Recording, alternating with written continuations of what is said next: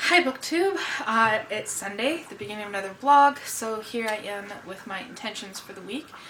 First going to talk about the audiobook I want to listen to this week. I finished An Unrestored Woman last week. I listened to music on the weekend instead of to an audiobook, but now I'm ready to delve into another one.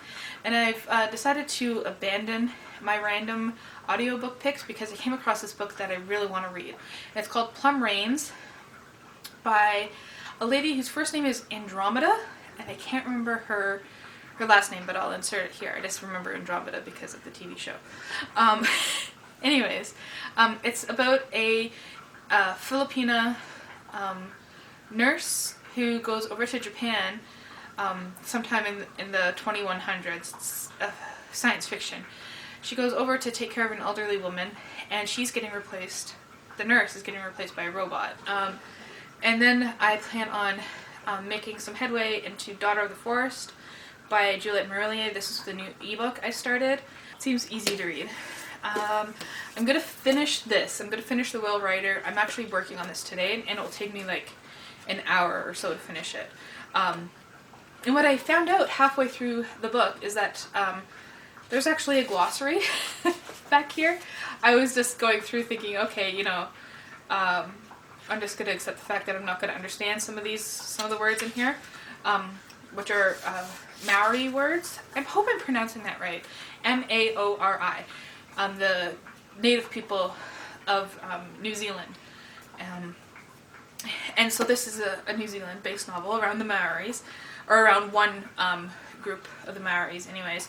And it's about a family who are like the chiefs of their section, and they traditionally pass on the chiefdom from father to son, but now there's only a daughter left.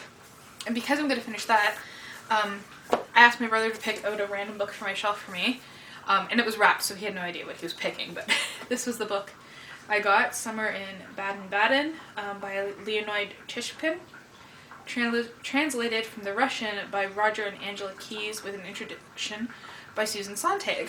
And then the goal is, I have about 250 pages left in this, and if I read 25 pages a day, I should get very close to getting done. I'm actually reading a bit more than 25 pages a day because I want to stop at like either chapters, but these chapters are hugely long, or I want to stop at, I think this page is marked, because it's 26 pages, but it has like a line break there, so I know like where to stop instead of just stopping in the middle of a narrative there.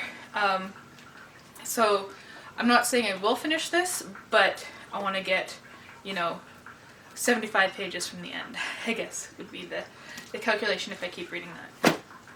So I just finished The Whale Rider by V.T. Himera, and I wanted to talk about it, but first I wanted to read a passage from it. It's not really a spoiler.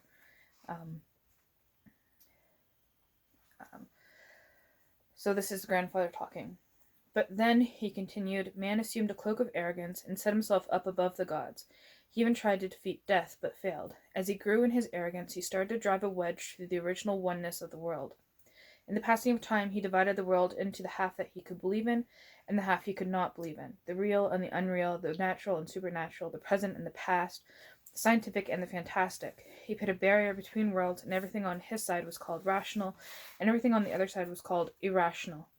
Belief in our Maori gods, he emphasized, has often been considered irrational. And I thought that was a really good way to summarize the book, is that the language used throughout it is often quite simple and straightforward and just tells the story. But the content of the story is like a myth. It's something that you shouldn't believe in, but because of the way that it's written, you do believe in the myth. You get carried along with it and believe that it can be true. Because this is so simply told. Like, how could it be fake when it's so straightforwardly told? Yeah, it's really good. I quite enjoyed it. Any sign of the manufacturer or a product description, so she could figure out what the thing was and whether there was any reason to be wary of it. No, she corrected herself. She was already wary of it. Oh look, we're back in this spot. It's a familiar spot because I'm here quite often. Yeah, so it's Wednesday. I really had a lazy day on Monday. After work, I went out with my mom, and then the rest of the day, I just watched the Food Network. I can binge watch Chopped and Guys Grocery Games like crazy, and played games on my phone. So that was a really lazy day. And then yesterday I spent all day catching up on my Bible study project, reading and researching and stuff. I always forget how much time that takes. And then I decided to switch Bibles because I was checking passages from both the Old Testament and the New Testament against Bible Gateway Online, which gives you, like, you can go through all the versions of the Bible. And there are some translations that I wasn't happy with. And then I saw that I have a copy of the New English version, and the pages are super thick, and it contains the Apocrypha, which is not included in the Protestant Bible, which is included in the Catholic Bible. Yeah, so that's what I spent most of yesterday doing, and then I caught up on my reading in Dead House Gates. I forgot the title there for a second. And I'm really enjoying that story. Really enjoying all the different characters and all the different point of views. What my favorite character, not even just like the character himself, well, yes, that too, but also just his position is really cool. So what he is he's a historian, but he's like a witness.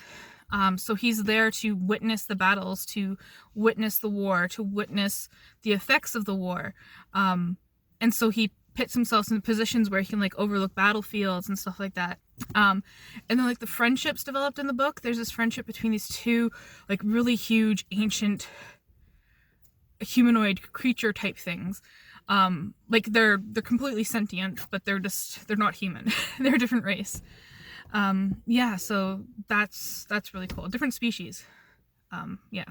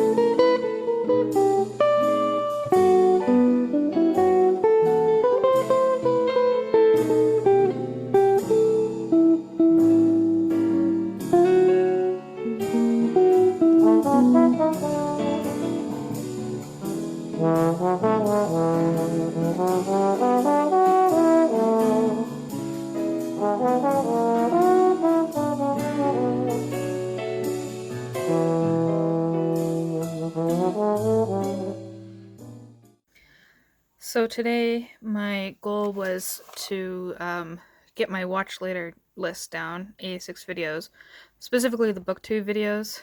So I literally spent all day that I had off from work watching booktube videos, and there's some other stuff on here, but what I'm gonna do now is push the magic button that says removed watched and see how many videos I watched. So I had 86. Let's remove all the watched videos. And did that work? Maybe I gotta refresh the page. You'll see.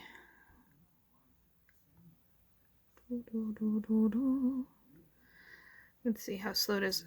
50 videos left. I thought I watched a lot more than that. Oh my god. But then I do have a lot of, like, there's this Bible project videos that I want to watch, but I'm just going through them slowly. And then I have some cleaning motivation videos that I always keep on there. So there's some booktube videos. 1, 2, 3, 4, 5, 6, 8, 9, 10, 11, 12, 13, 14, 14, and then we get to some what's for dinner videos. I like those. They're just like cooking videos. 15, 16, 17, 18, 19. Okay, yeah, there's still quite a few. Booktube videos, and of course people are going to still be uploading, so let's see, people have uploaded videos since I've done this, and they have. So the watch later list is just going to get longer. It's never ending, people, never ending. So, I'm apologizing for the angle, but it's the best I could do right now. I just came across this passage in the audiobook that I'm listening to that just made me so mad. So it's about a Filipina nurse working in Japan as a home, like living in a person's home and taking care of a person. An elderly person, she's about to turn 100, she has dementia, and now she's just going on about technology, which I get. It's a book about her being replaced by a robot, so she's kind of, anti-technology at this point. But she just said she's looking down on the people, on the other nurses who use exoskeletons, and they're talking about like a slip-on jacket that supports you, that helps you lift things.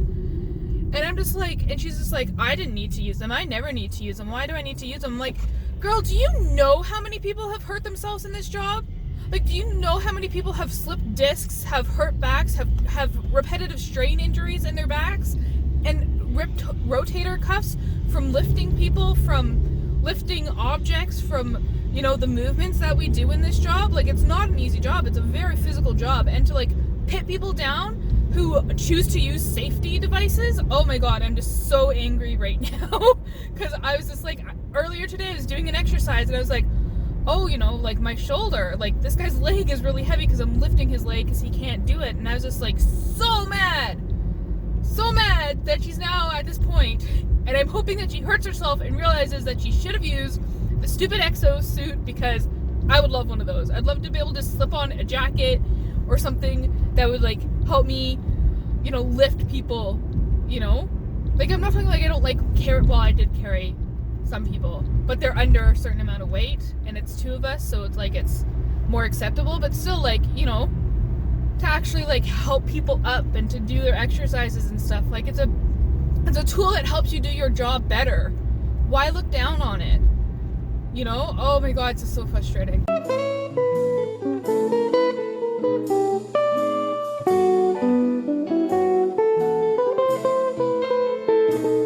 So I have more books to show you today. First off, and I didn't talk about it yet, the shortlist for Canada Reads was released. And I'm very excited to read all the books this year. There was no hesitation I had about any of them. I'll talk about that more maybe next week or closer to the date, or during February when I'm reading the actual books.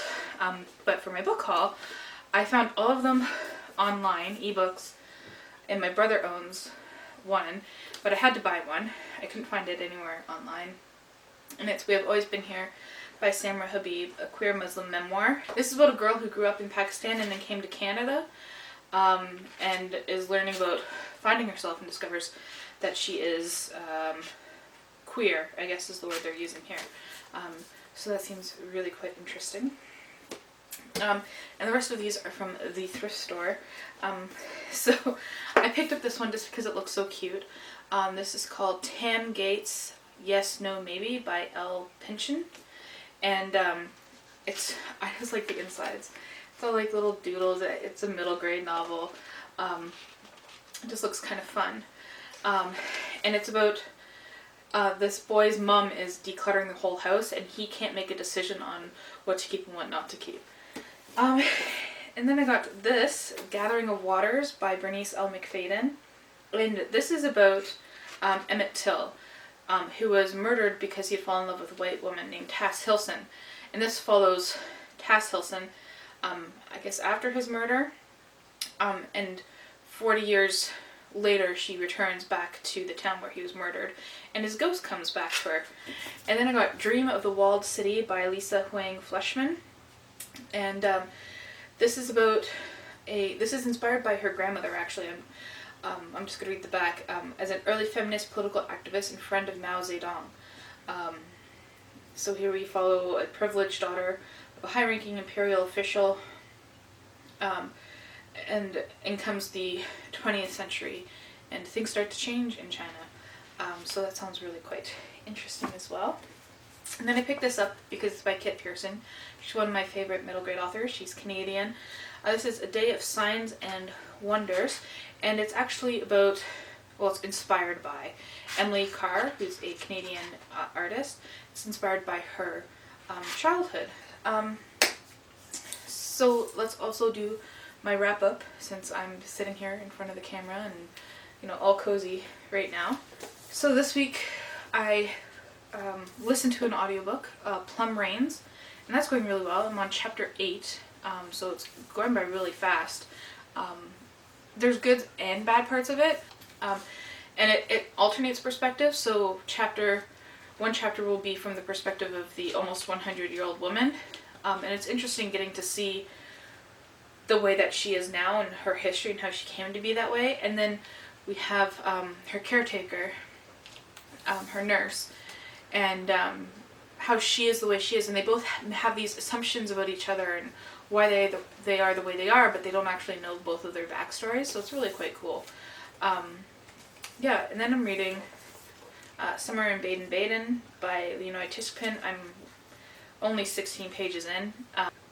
It's about Dostoevsky's wife and her journal, and this man finding it reading it while on a train.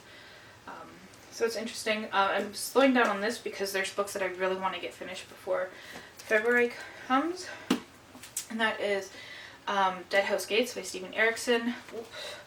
I now have like 130 pages left, and I'm reading 25 pages a day, so it's a nice slow pace to get to do it, but I am really loving this novel so much more than the first one. The characters, you get to know so much more about them, and there's these two characters, Mappo and Icarium, who are like these they come from like warrior cultures, and they're supposed to not be, you know, friends, but their friendship is so intense and so beautiful, and that the lengths that they're willing to go to for one another is great. And then I'm reading Daughter of the Forest by Juliette Marillier. I'm trying to read 2 chapters a day to try and get it done by February. It's quite easy to read. It's the story of the 7th daughter of a 7th son in Ireland, not pre-contact with the Britons, but just as the Britons are, you know, kind of coming in and trying to push their way in. And it deals with a lot of different magic and herb lore and fairies or the fair folk and such like that. It's quite interesting. I wish I had a physical copy so I could take some passages that are quite good. Another thing I discovered is that the Kabuki graphic novel that I read last week was actually volume 5 of a 7-volume series. So I went and I got the rest of the series to read because I really enjoyed that series. So that's it. That's what I read this week. Let me know what you read this week down below. And thank you for watching.